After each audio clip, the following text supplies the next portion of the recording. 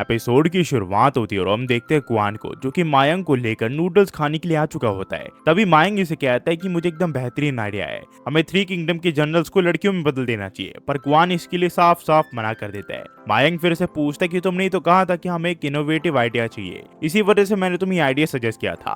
पर Kuan money मन में सोच रहा होता है कि अगर इन सबको उसने अपने गेम में ऐड कर लिया तो वो ओताकू की नजर में आ जाएगी और लोग बिना सोचे समझे इसके गेम को खेलने लग जाएंगे। क्वान फिर से कुछ बहाना दे के इस चीज के लिए मना कर देता है। मायंग भी समझ जाता है और कहता है कि चलो इस आइडिया को हम ड्रॉप कर देते हैं। हमें फिर कुछ समय बाद कहा जाता है जहाँ पे ये लोग एक बोट की सवारी कर रहे होते हैं, जहाँ क्वान मायंग को समझा रहा होता है कि इन्हें हाई क्वालिटी की कार्ड्स की कोई जरूरत नहीं है, अगर वो लो भी रहेंगे तो भी बहुत बढ़िया रहेगा। पर मायंग इसे कहता है कि अगर हमें बेहतरीन कार्ड्स बनाने हैं तो हमें एक बेहतरीन आर्टिस्ट को हायर करना चाहिए। पर क्वान समझता है कि अगर इसने एक बेहतरीन आर्टिस्ट को हायर कर लिया तो शायद ऐसा भी हो सकता है कि वो आर्टिस्ट डायरेक्ट इसके गेम को प्रमोट कर दे, जो कि इसकी डिफिकल्टीज को बढ़ा सकता है। जिसके बाद मायंग इसे कहता है कि तुम्हें घबराने की कोई जरूरत नहीं है, हम एक बेहतरीन आर्टिस्ट को हायर करेंगे जो कि हमारे लिए काफी ताकतवर कैरेक्टर्स को बनाएगा। पर ये कहता है कि ऐसा हम नहीं करने वाले, हम एक नॉर्मल से आर्टिस्ट को हायर करेंगे। और इन दोनों के बीच में बहस छिड़ जाती है, जिस वजह से ये दोनों गलती से इस बोर्ड को पलटा देते हैं और उसी के साथ जो इस बोर्ड को चला रहा होता है वो भी नीचे गिर जाता है। ये दोनों फिर उसे माफी मांगते हैं। यहाँ पे क्वान फिर से समझाता है कि वो अकेले इस चीज को हैंडल कर लेगा। मायंग फिर से पूछता है क्या उसने ऑलरेडी किसी आर्टिस्ट को हायर कर लिया क्या। क्वान कहता है कि हाँ, जरा सोचो, एक इलस्ट्रेटर जो कि चीबीस की ड्राइंग में काफी अच्छा है, अगर वो हमारे कैरेक्टर को डिजाइन करेगा तो हमारे पास एक यूनिक स्टाइल आ जाएगी और लोगों को तो यूनिक स्टाइल काफी पसंद आती है। मायंग इसकी इस बातों से कन्विंस हो जाता है और इससे पूछता है क्या तुम मुझे उस आर्टिस्ट का नाम बता सकते हो। दरअसल मुझे उससे कुछ बात करनी है ताकि हम अपने कैरेक्टर के बारे में उसे अच्छे से समझा सके। क्वान इसे बताता है उसका नाम रिवान है और अगर हमें उससे बात करनी है तो हम शाम की उसकी मीटिंग बैठा सकते हैं। ये दोनों फिर अपने अंडरवेयर्स में इसके साथ मीटिंग के लिए बैठ जाते हैं।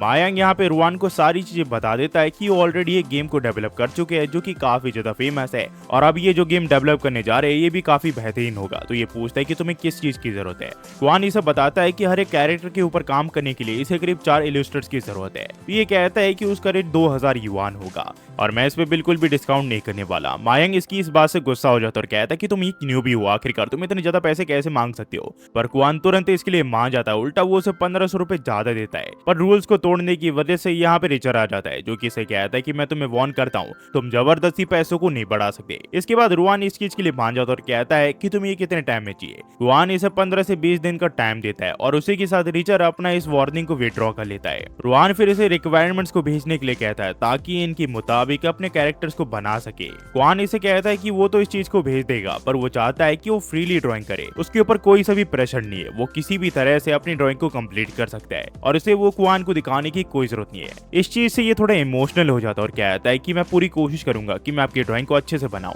रुआन इस काम को पाने के बाद काफी खुश होता है क्योंकि इतने सालों के बाद किसने इसके टैलेंट को पहचाना है। क्वान फिर मायंग को राइटिंग और आर्टिस्ट से रिलेटेड सारा काम दे देता है क्योंकि क्वान को यहाँ पे गेम प्ले की डिजाइनिंग देखनी होती है, इसी वजह से वो यहाँ पे मायंग को सारी चीजें हैंडल करने के लिए दे देता है। मायंग भी फिर क्वान को कहता है कि अगर वो उससे कुछ भी करवाना चाहता वो बिना हिचक के इसके पास आ सकता है। पर क्वान ने तो जानबूझ के मायंग को ये काम दिया होता है क्योंकि मायंग के ऊपर ही भरोसा नहीं कर सकता और जब तक वो सारी चीजें हैंडल कर रहा है तब तक इसका सारा काम बिगड़ जाएगा और ये गेम को ऐसा घटिया गेम बनाएगा जिसे कोई भी डाउनलोड नहीं करेगा।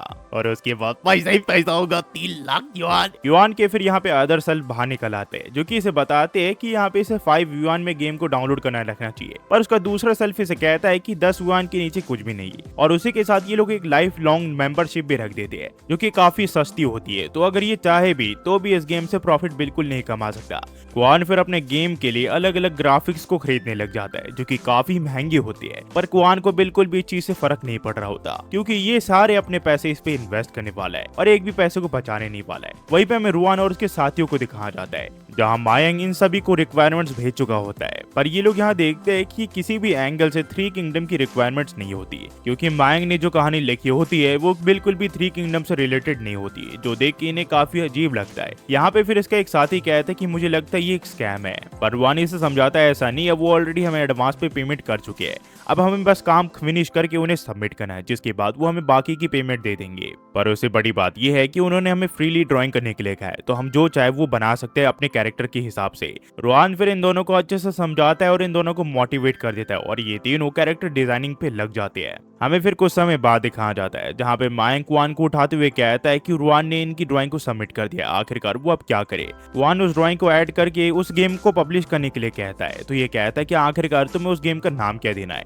क्वान उसका एक रैंडम सा नाम लेता है और उसका नाम रख देता है पैंथम जनरल, और इसी के साथ मायंग इस गेम को पब्लिश कर देता है। हमें फिर अगले दिन क्वान को दिखाया जाता है जो कि अभी अभी सो के उठा होता है। तभी मायंग इसे कहता है कि मैंने पैंथम जनरल को आज 2 बार चला के देखा और वो काफी अच्छे से चल रहा है। ये इसे कहता है कि मैं तो उसके बारे में भूल ही गया था। मायंग फिर इसे पूछता है कि आखिरकार उस गेम के डिस्क्रिप्शन पे इसे क्या लिखना है। ये इसे कहता है कि उस गेम के डिस्क्रिप्शन पे लिख दो कि एक ऑर्डिनरी कार्ड गेम है। मायंग इसे कहता है क्या तुम रिवर्स साइकोलॉजी मार्केटिंग करने की कोशिश कर रहे हो क्या। ये कहता है कि तुम ऐसे ही कुछ समझ सकती हो, पर क्वान के मन में ये बिल्कुल भी नहीं होता क्योंकि वो उस गेम को डुबा के उन 3 लाख युआन को अपने पर्सनल एसेट बनाना चाहता है। हमें फिर कुछ दिन बाद दिखाया जाता है जहाँ पे हम देखते हैं मायांग को उसके साथ ही मार रहे होते हैं। तब यहाँ पे क्वान आ जाता है जो कि इसे कहता है कि आखिरकार ये किस तरह की कॉन्सेप्ट डिजाइनिंग है, इसके अंदर किसने इतनी ज्यादा डिटेल भरे। मायांग इसे बताता है ये तो हमारे गेम है, क्या तुम्हें इसमें कुछ प्रॉब्लम दिख रही है क्या। क्वान इसे पूछता है क्या तुमने किसी और की कॉन्सेप्ट डिजाइनिंग तो इसमें नहीं भर दिया है। ये कहता है कि आखिरकार ऐसा मैं क्यों करूंगा, ये सारे कॉन्सेप्ट डिजाइन रुआन किया और उसने ये 2 हफ्ते में कंप्लीट किया है। सचमुच ये काफी ज्यादा डिटेल में है, जरा ध्यान से देखो इसके कलर कितने बढ़िया है। सचमुच मुझे यकीन नहीं हो रहा कि रुआन ने ये काम किया है। इसकी ये बात सुन के क्वान थोड़ा चिंता में आ जाता है और काफी फ्रस्ट्रेट भी होता है क्योंकि इस कॉन्सेप्ट डिजाइन के साथ इसका गेम सक्सेस की तरफ बढ़ सकता है,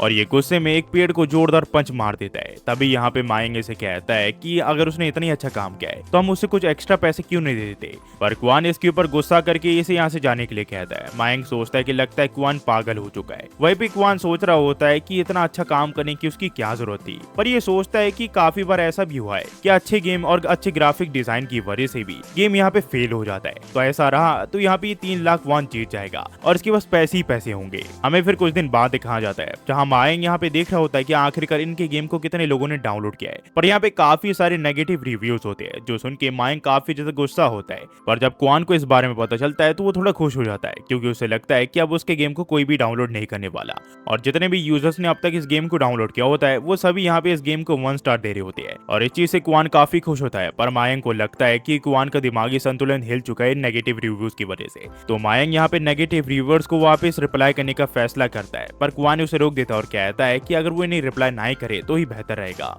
मायंग को भी लगता है कि क्वान ऑलरेडी एक गेम को डेवलप कर चुका है तो उसे पता है कि ऐसी सिचुएशन से कैसे निकलती है, और इसी वजह से वो किसी को भी यहाँ पे रिप्लाई नहीं देता। फिर हम देखते हैं मायंग यहाँ पे कैफेटेरिया में गेम खेल रहा होता है। तभी से यहाँ पे रुआन का मैसेज आता है जो कि इससे पूछता है क्या क्वान को वो डिजाइन पसंद आए कि नहीं। ये इसे बताता है कि वो उसे काफी पसंद आई है। तभी यहाँ पे रुआन के साथ ही यहाँ पे आ जाते हैं और वो उसे पूछते हैं कि आखिरकार वो यहाँ पे क्या कर रहा है। रुआन इन्हें बताता है कि जिस गेम के लिए इन लोगों ने ड्राइंग की थी वो गेम रिलीज तो हो गई है, पर अब तक उस गेम के ऊपर इन लोगों ने एड्स नहीं लगाया जिससे वो पॉपुलर हो सकता है। इसके दोस्त इसे यहाँ पे शांत रहने के लिए कहते हैं और कहते हैं वो शायद से अभी रिलीज हुआ होगा, इसी वजह से उन लोगों ने अब तक उसके ऊपर एड्स नहीं लगाए हैं।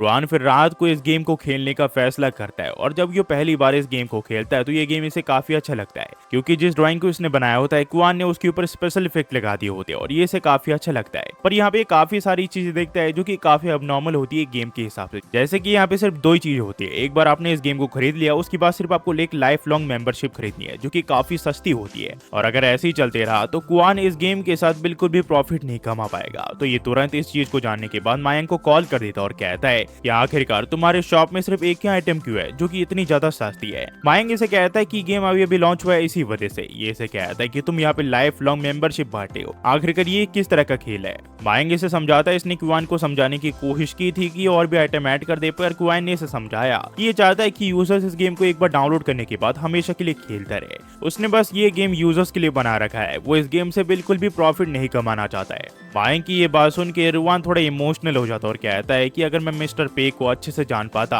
तो मैं कभी भी उनसे एक्स्ट्रा चीजें नहीं मांगता। मायंग फिर उसे बताता है कि उसने सारे पैसे गेमिंग में लगा दिए, अब उसके पास मार्केटिंग के लिए बिल्कुल भी पैसे नहीं है। रुआन फिर ये सारी बातें अपने दोनों साथियों को बताता और कहता है कि वो लोग इस गेम को सिर्फ 1 युआन में बेच रहे हैं क्योंकि उनके पास अब बिल्कुल भी पैसे नहीं बचे हैं। सचमुच क्वान काफी ज्यादा अच्छा इंसान है, पर इस बेचारे को क्या पता क्वान ये सारी चीजें अपने मतलब के लिए कर रहा है। वही भी हम देखते हैं क्वान को जो कि सोच रहा होता है कि अब गेम पब्लिश हो चुका है और काफी समय बीत चुके हैं, अब ये काफी पैसे कमाने वाला है क्योंकि अब तक उस गेम ने इसे बिल्कुल भी प्रॉफिट कमा के नहीं दिया है। तभी यहाँ पे मायांग आ जाता है जो कि इसे कहता है कि हम लोग यहाँ पे अब रिच बनने वाले हैं। क्वान इसे पूछता है कि उसका मतलब क्या है। मायांग क्वान को अपने गेम को चेक करने के लिए कहता है और बताता है कि अचानक से कल काफी सारे लोगों ने इसके गेम को डाउनलोड कर लिया और अभी भी वो डाउनलोड का सिलसिला चल रहा है। साथ ही साथ यहाँ पे लोग काफी अच्छे रिव्यू भी डाल रहे हैं। ये देख के गुआन सोचता है कि आखिरकार ये किसकी करामात हो सकती है, पर थोड़ी देर के बाद वो समझ आता है ये सारा काम रुआन का है। ये फिर बाहर आके रुआन को कॉल करता है और उसे ये सारी चीजों के बारे में पूछता है। यहाँ पे रुआन इसे बता देता है कि ये सारी चीजें उसने ही की थी। दरअसल कुछ समय पहले जब रुआन के दोस्तों को इस बारे में पता चला था तो वो कहते हैं कि आखिरकार हम इस चीज में क्या कर सकते हैं। रुआन इन्हें बताता है कि काफी सारे आर्टिस्ट इसके दोस्त है और इस वजह से इसने काफी सारे ड्राइंग्स उन्हें भेज रखे हैं और उन्हें इनकी मॉडलिंग काफी पसंद आई है। और ये लोग अगर कुआन के गेम को प्रमोट करने के लिए कहे उन्हें तो वो बिल्कुल भी हिचकिचाएंगे नहीं और ये लोग ऐसे ही करते हैं। और धीरे धीरे करके कुआन का जो गेम है वो पॉपुलर होने लग जाता है आर्टिस्ट के बीच, क्योंकि यहाँ पे इसकी डिटेलिंग काफी अच्छी होती है। कुआन इसे कहता है कि अगर तुम नहीं होते तो मेरा गेम बर्बाद हो जाता।